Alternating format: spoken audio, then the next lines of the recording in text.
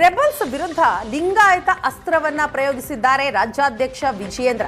ರಾಜ್ಯಾಧ್ಯಕ್ಷ ಸ್ಥಾನದಿಂದ ಹೇಗಾದರೂ ಮಾಡಿ ವಿಜಯೇಂದ್ರ ಅವರನ್ನ ಕೆಳಗಿಳಿಸಲೇಬೇಕು ಅಂತ ರೆಬಲ್ಸ್ ಪಟ್ಟು ಹಿಡಿದಿದ್ದಾರೆ. ಹೈಕಮಾಂಡ್ಗೆ ಒತ್ತಡ ಹೇರ್ತಾ ಇದ್ದಾರೆ.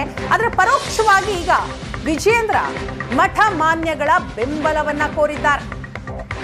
ತುಮಕೂರಿನ ಬೆಳ್ಳಾವಿ ಮಠದಲ್ಲಿ ರಾಜ್ಯಾಧ್ಯಕ್ಷ ವಿಜಯೇಂದ್ರ ಮಾತನಾಡಿದ್ದಾರೆ.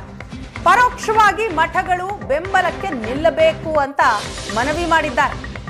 ಬಿಎಸ್ವೈಗೆ ತೊಂದರೆ ಆದಾಗ ಮಠಗಳು ಸದಾ ಜೊತೆಗೆ ನಿಂತಿವೆ. ಹಾಗೆ ನನಗೆ ಏನೇ ಕಷ್ಟ ಬಂದರೂ ಧೈರ್ಯವಾಗಿ ನನ್ನ ಜೊತೆ ಇರಿ. ಮಠ ಮಾನ್ಯಗಳ ಸಹಕಾರವನ್ನ ಕೋರಿದ್ದಾರೆ ರಾಜ್ಯಾಧ್ಯಕ್ಷ ವಿಜಯೇಂದ್ರ. ಮಾಜಿ ಸಿಎಂ ಯಡಿಯೂರಪ್ಪ ರೀತಿ ನನ್ನನ್ನು ಬೆಂಬಲಿಸಬೇಕು ಅಂತ ಮನವಿ ಮಾಡಿದ್ದಾರೆ. ಈಗ ತಾನೇ ಬೆಳೀತಾ ಇದ್ದೇನೆ, ಎಡವೋದು ಸಹಜ. ರಾಜಕೀಯದಲ್ಲಿ ನನ್ನ ಗುರಿ ಏನಿದೆ ಅದು ಸ್ಪಷ್ಟವಾಗಿದೆ ಅಂತ ವಿಜಯೇಂದ್ರ ಹೇಳಿದ್ದಾರೆ. ರಾಜಕೀಯದಲ್ಲಿ ನಾನು ಕೂಡ ಈಗ ಬೆಳೀತಾ ಇದ್ದೇನೆ. ಬೆಳೀತಕ್ಕಂಥವನು ಎಡುವುದು ಸಹಜ. ನಾನು ಪರಮ ಪೂಜ್ಯರಲ್ಲಿ ಪ್ರಾರ್ಥನೆ ಮಾಡ್ತಕ್ಕಂಥದ್ದು, ಏನೇ ಕಷ್ಟಗಳು ಬಂದರೂ ಸಹ ಅದನ್ನು ಧೈರ್ಯವಾಗಿ ಎದುರಿಸ್ತಕ್ಕಂಥ ಒಂದು ಆಶೀರ್ವಾದವನ್ನು ಪರಮ ಪೂಜ್ಯ ನನಗೂ ಕೂಡ ಮಾಡಬೇಕು ಅಂತ. ರಾಜಕೀಯದಲ್ಲಿ ನಾನು ಕೂಡ ಈಗ ಬೆಳೀತಾ ಇದ್ದೇನೆ. ಬೆಳೀತಕ್ಕಂಥವನು ಎಡುವುದು ಸಹಜ.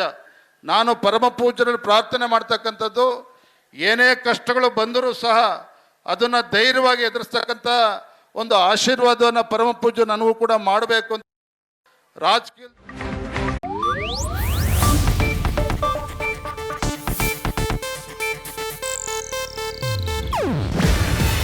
ಇದು ಏಷ್ಯಾನೆಟ್ ನ್ಯೂಸ್ ನೆಟ್ವರ್ಕ್ ಪ್ರಸ್ತುತಿ.